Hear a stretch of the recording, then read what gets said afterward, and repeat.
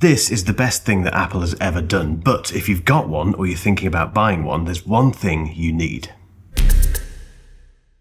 Welcome back to the channel, guys. As I've got older, I've realised that nothing in life is perfect, including somehow the M4 Mac Mini, which is so close. But there are some issues, including for some people the placement of the power button and the port situation, which just isn't varied enough, or there's just not enough ports for certain people in certain use cases, including me. So we can fix this with something that's called a hub. And there's an example here, and here, and here, and here, and a couple more that I don't have to hand. And that is the problem. There are so many Mac Mini hubs. There's loads of different numbers involved, loads of different speeds and M2 NVMe things and all sorts of stuff going on. So I thought, let's make this easier for you. I'll do all of the research and give you 6 of the best, and then tell you which one I think should be right for you. I'm going to save you a huge amount of time and try and do it in about 10 minutes. Here goes. Let's quickly go through a few reasons why you might want to add a hub to your M4 Mac Mini. Firstly, there's no USB-A ports, they've gone. We've got USB-C and Thunderbolt, which can be a bit restrictive. Secondly, there's no SD card slot, which for me is really annoying, and I know I'm not alone on that. Thirdly, at some point you might want to increase the storage and not have loads of SSDs hanging out the back of it. You can do that without invalidating your warranty, which I'll show you in a second. And fourthly, the power button is there, which annoys some people. Now, the hubs that I'm about to show you fix all of those things. So let's get into it. First up, we have the Satechi, which sits on your desk like that. You then take your M4 Mac Mini, pop it on top, grab this included and attached USB-C cable, plug it into the Thunderbolt port, and you've suddenly got 3 USB-A ports, 2 of which are 10 gigabits per second. The other one is USB 2, which is 480 megabits per second, and an SD card slot, which isn't super fast. It's 312 megabits per second, but it's one of the fastest in this list, and it's there. That's the main thing. The other thing you get is a little cutout for the power button, so you can pop your finger in there without lifting up your M4 Mac Mini if that really annoys you. And on the bottom, without any tools required, there's a little slot for an SSD. So you can put up to 4 terabytes of storage in here without destroying your Mac Mini or giving Apple too much money for internal storage. It's a really nice solution. It's very, very neat, as you can see. I've used Satechi stuff for many, many years, and I had the original Satechi hub for the previous Mac Mini, and it never caused any problems. This hasn't caused me any problems at all. No Wi-Fi issues, if you've read about that. I personally haven't had them at all, so it doesn't seem to be a problem. And it's only 99 quid, $99. It's a really, really good option.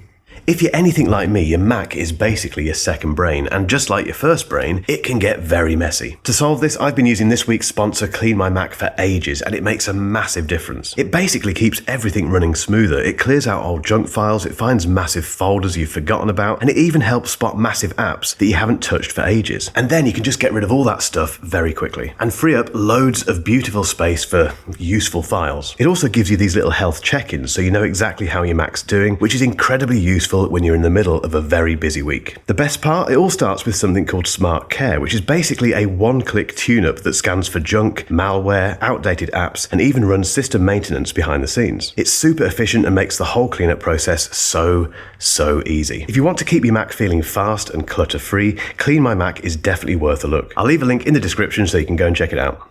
Next up, and yes, I am throwing these to myself, the Minisopuru. Now, very weird name, very hard to say, but it has a few benefits over the Satechi. It's £119 and about the same in dollars, so a bit more expensive, but for that you get more ports. So you get 2 USB-A on the front and 1 on the back. They are USB 2, so it's 480 megabits per second, but for a lot of people that would be absolutely fine if you're connecting peripherals and that sort of stuff. And we get the SD card slot, but we also get a micro SD card slot. Now the speeds for these are a bit slower than the Satechi, but again, doesn't really matter, you're just getting more functionality there. We also have a headphone jack, which is really handy because if you don't like your headphone cable coming out of the front of the Mac Mini, which I know a lot of people don't, you've suddenly got one on the back. So once again, it completely fixes that problem. It also has the M2 NVMe SSD enclosure on the bottom of it, and it has a 4K 60Hz monitor output as well, which could be useful. And as you've probably seen, it does have the cutout for the power button as well. The only thing I don't like about it is the fact that you have to connect a separate, unlike the Satechi, the USB-C cable isn't attached basically, so you have to attach it both ends. Is that a problem? Not really. But again, a really nice option. Minisopuru has another option which I don't have in this studio, but it's definitely worth looking at because it has faster transfer speeds. It also mounts the Mac Mini on its side, as you can see, which means the power button is really accessible. But in terms of those speeds, it has a USB-C port this time, which has 10 gigabits per second, a USB-A port that has 10 gigabits per second as well, and two regular 480 megabits per second USB-A ports. It's got the headphone jack, it's got the SD card slots, it's got the M2 NVMe SSD thing on the bottom of it as well, which gives you 4 terabytes of storage if you need it in the future. There's no HDMI port on here, which might be a downside, but it's faster and it's a bit cheaper. It's about 100 quid, so it might be a no-brainer. Next up we have UGREEN, and this one seems a little bit unfair to begin with because it takes up 2 of your Thunderbolt ports. However, in return for that, you get 4 USB-A ports, all of which are 10 gigabits per second, 2 on the back, 2 on the front. Also on the front we have an SD card slot and a micro SD card slot. It's got the power button cutout as well, you'll be glad to hear. And on the back we have a 10 gigabits per second USB-C port, the headphone jack, and a display port, which could be handy if you need that for a monitor. And as you'd expect, it can take an SSD as well, but this one can take up to 8 terabytes, which is double what I've shown you before. This is also only £120, which isn't very much money for a very, very capable hub. However, what if that isn't enough? This one I'm not throwing around because it costs about 360 quid, although at the time of filming you can pick it up for £209. It is the UGREEN Revodok Max 213, and it's the power user option basically. It's also not the sort of dock that you put your Mac Mini on top of. This basically sits next to it, and also it's universal. You can use it with your MacBook or your Windows PC, whatever you might want to connect it to, and it gives you 13 ports, 2 of which are Thunderbolt 4, which have a 40 gigabits per second transfer speed, but it's got loads of USB-A, USB-C, all of which have power delivery, so they have the ability to charge other devices from this unit. And it's got DisplayPort, it's got Ethernet, it's got 3.5mm headphone jack, SD card slots. Doesn't have the SSD enclosure, so you can't put storage into this for your Mac Mini, but that's not really the point of this kind of hub. This is the beast that if you need loads of connectivity, loads of power, just get this.